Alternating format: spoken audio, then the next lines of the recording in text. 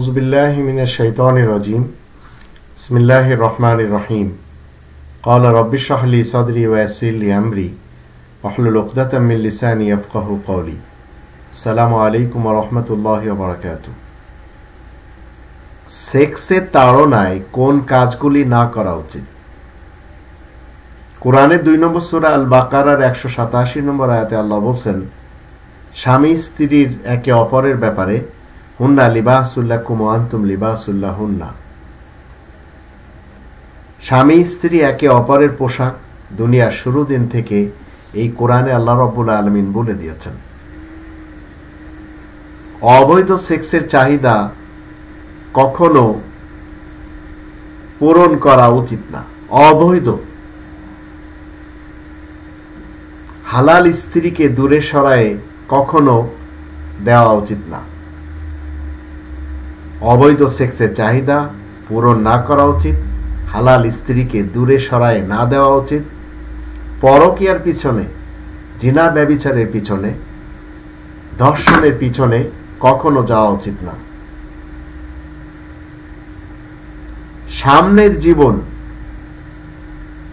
যদি একটু লক্ষ্য করা যায়, সামনে বার্ধক্য আসছে, তাই যা ইচ্ছা তাই না করা উচিত। 20 বছর পর্যন্ত কুইচ্ছার পিছনে না পড়া, 30 বছর পর্যন্ত কুবুদ্ধির পিছনে না পড়া, পর্যন্ত অবিচারের, বয়সের সাথে সাথে স্বামী স্ত্রীদের আরো কাছে হওয়া উচিত, দূরে না থাকা উচিত। যৌবনটা শুধুমাত্র সেক্সের পিছনে থাকার নাম নয়।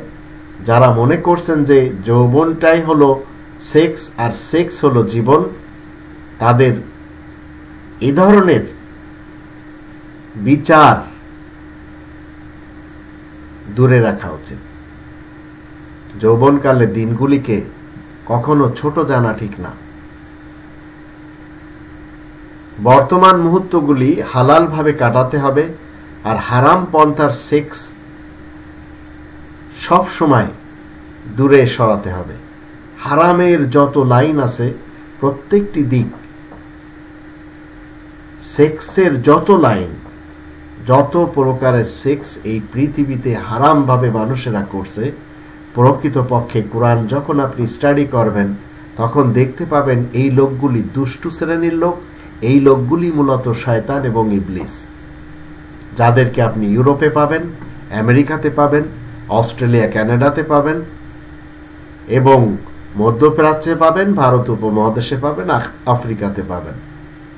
দুনিয়ার কোথাও বাদ নেই এই দুষ্টু শ্রেণীর ইনসান রূপী শয়তান এবং ইবলিসদের। এরা সব সময় আল্লাহ রাব্বুল আলামিনের দেয়া যে গণ্ডি, সেই গণ্ডির বিপরীত নিজেদেরকে চালায়, আর তারা এই পৃথিবীতে সব সময় সেক্সকে প্রাধান্য দেয়। ইসলাম কখনো নিষেধ করেনি, কিন্তু হালালভাবে, বৈধভাবে, যার কারণে 4 নম্বর সূরা আর নিসায়ের 3 নম্বর আয়াতে আল্লাহ নির্দেশ দিয়েছেন বিবাহ শাদী করা। আল্লাহ আমাদের সবাইকে হালালভাবে জীবন কাটানোর তৌফিক দান করুন।